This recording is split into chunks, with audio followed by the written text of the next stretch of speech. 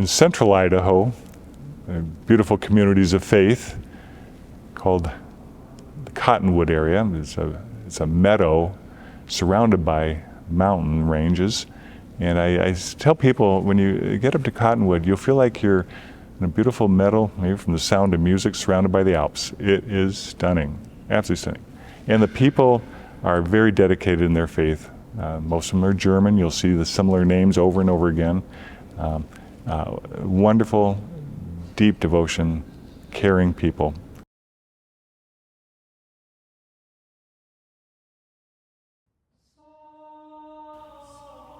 The percentage of the world's population who are Catholic is around 18%. The percentage of the population of the United States who are Catholic is around 23%. The percentage of the population in the state of Idaho who are Catholic is estimated at 10%. The percentage of Roman Catholics in Idaho County, Idaho, jumps to more than 50%. The percentage of Catholics in 3 Idaho County towns, to include Cottonwood, Ferdinand, and Green Creek, is, well, MassTransit couldn't find an official count, but the local estimates range from 60% to more than 80%. Known in the Diocese of Boise as the Tri-Parish Community, St. Mary's in Cottonwood, Assumption in Ferdinand, and St. Anthony's in Green Creek constitute what has to be one of the most heavily Catholic areas in the United States of America. Their commitment to the church that Jesus established will inspire. They are a humble people who work hard and who embody the virtues of faith, hope, and love. Join MassTransit as we meet the people of the Tri-Parish Community.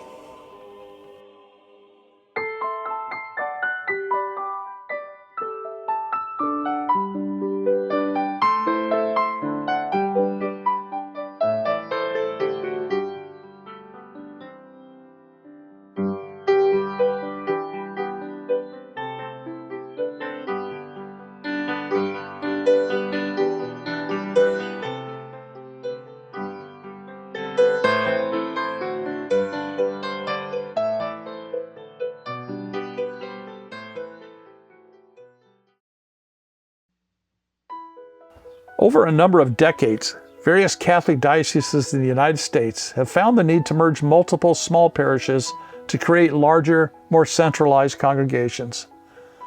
Thought by many to be done because there are fewer priests, in actuality, many parishes are being merged because there are fewer Catholics attending those churches. The Tri-Parish Community in the Diocese of Boise is a clear exception to this trend. This Catholic community in rural Idaho maintains 3 parishes because they fill 3 separate church buildings year-round. And for good measure, they throw in a 4th weekly Mass option during the summer camping season at Holy Cross Chapel in tiny Cuterville. Where once there were multiple priests serving each of these parishes, today St. Mary's, Assumption, and St. Anthony's are served by a single pastor who was ably assisted by 2 stalwart deacons, a tiny paid staff, and a long, long line of committed volunteers. How do they do it? They do it with a priest, deacons, and parishioners who are extraordinarily committed to their loved ones, to their home parish, to their neighboring communities, and to the one holy Catholic and Apostolic Church.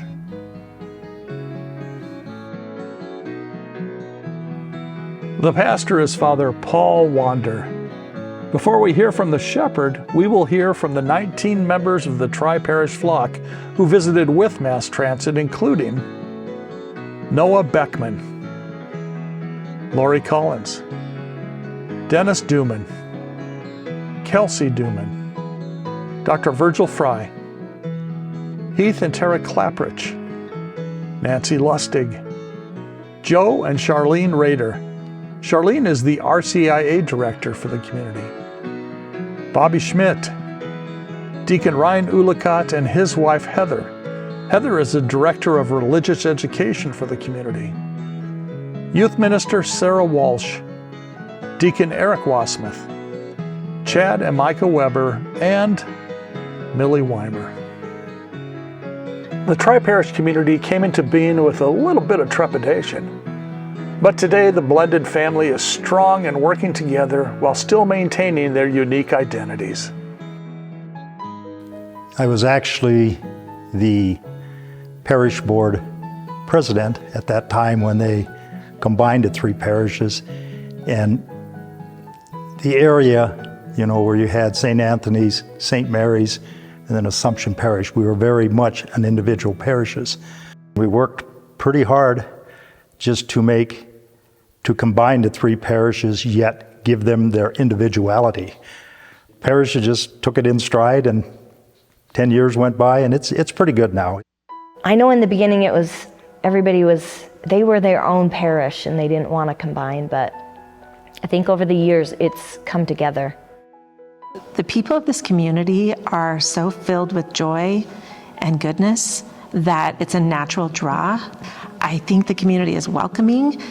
And I agree with Charlene that the church is the center point of our community, and a lot of people see that and they want to be part of that. The Tri-Parish is, I think, just an amazing place because everyone supports and tries to help you, and it's a very, very good community. Everyone knows everyone. You definitely don't get lost in the shuffle at all. You don't really realize it until you get out of town and out of this general area, just how deeply Catholic it is. It gives me a lot of pride that our Tri-Parish here is so predominantly Catholic. So serving as a deacon to more than just St. Anthony's, there's a lot more family there. I know the people here at St. Anthony's because I grew up with them. But then, after being ordained, going to the other parishes here at the Tri-Parish, it really expanded what I do, who I know, and who I serve, because that's what a deacon is supposed to do, is serve.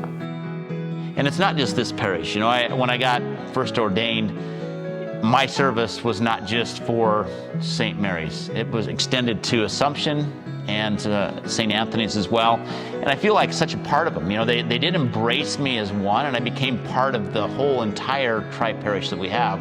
It's not just the one, and it's been great to be part of all of them. Everybody assumed she was Catholic, and everybody welcomed her like she was Catholic. So to me, that was a true testament. It was pretty special that it just flowed right into, we were just part of the landscape, just like everybody else. The community is so strong to help others, to welcome those in need. You could just feel it. Now a combined community, there yet remains great love for and commitment to the individual parishes. St. Anthony's future is bright. I wish I were younger so that I could see the things that they are going to do. I raised all the kids here, yes, and it was, to me, that was very helpful because it's a smaller community. I think it was a great place to raise the kids, and so far they've not let me down at all. They're very good Catholics and come back often. It's just a lot of the history of the community around here because it's a really old church and the people that live around here like it. Father Paul offers Mass during the summertime every Sunday evening, and it is packed. St. Mary's has been a very, very special parish for me. Got put on the liturgy committee, and I'm still on the liturgy committee, though it has been a blessing to be on this committee. I used to take all my kids in and we'd help decorate the church, and I think that helps raise good Catholics too. The kids want to be involved. We love this little community. The whole community just kind of bonds together. There's always somebody willing to step up and help. What inspires me about this church, or what's about this church, it's the people. It is a beautiful church. I really like that. But really, it's the people. After Mass, we have gathering outside. Everybody stands around and talks for 15, 20 minutes. how was your week? How's it going? The main thing that appealed to us about Holy Cross is when it was time for Nate and I to get married, we really wanted to get married here at Holy Cross. And at the time, he would allow use for the church for weddings, but that was about it. And we were blessed. We got married May 28th, Memorial Weekend, and it snowed. So we thought there's no heat in the church. So we thought, well, this is why we don't use the church very often. The majority of our kids, Father Paul baptized in the church, and we're just continuing that family tradition. When we got here, something just called. St. Anthony called. The parishioners, the people here were just so welcoming. I don't even know how many hundreds of names I was introduced to.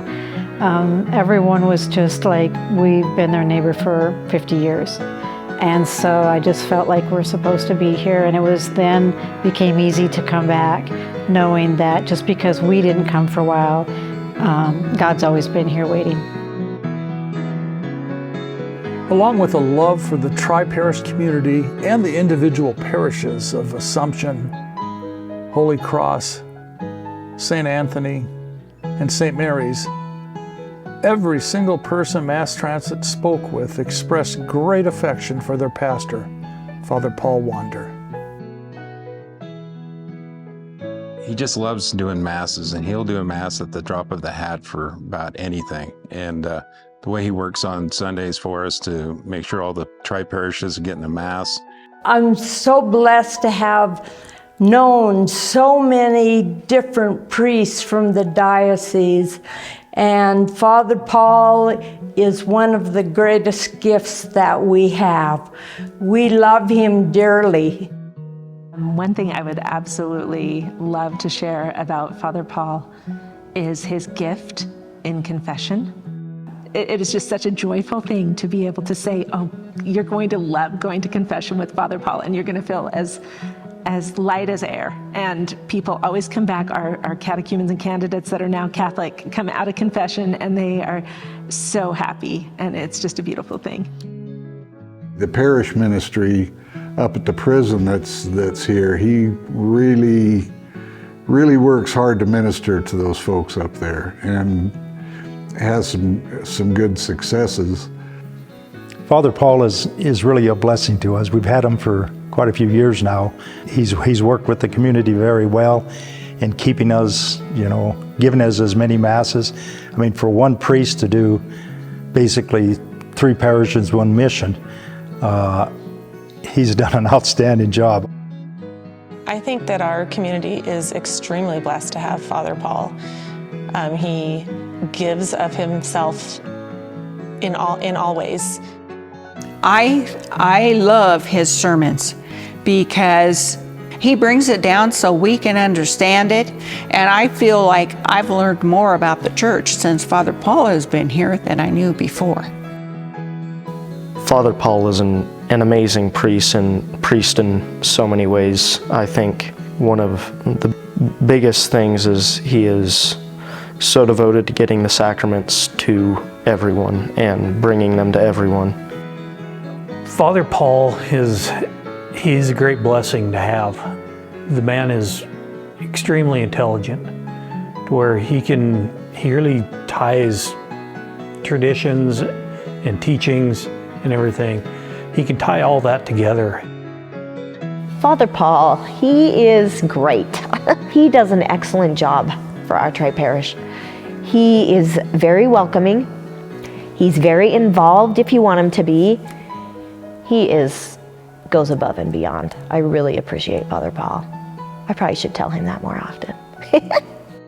We've just so enjoyed having him here. He goes the extra mile, does so many things that are above what he's called to do, including one of them having us have Mass at Holy Cross on Sundays.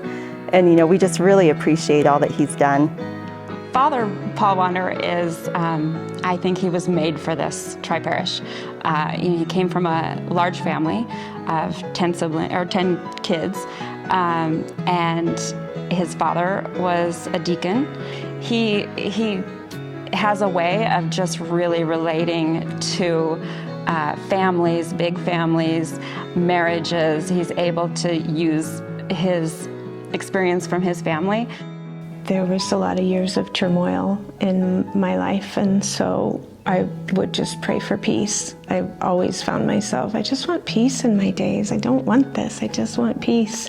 And when I started going to church, that's the first thing Father Paul said. I still remember going to church in Green Creek, and Father Paul wished us peace in our days. And oh my gosh, he wants peace in my days. And then I continued to go, and I realized that every Sunday, Father Paul wishes peace in my days.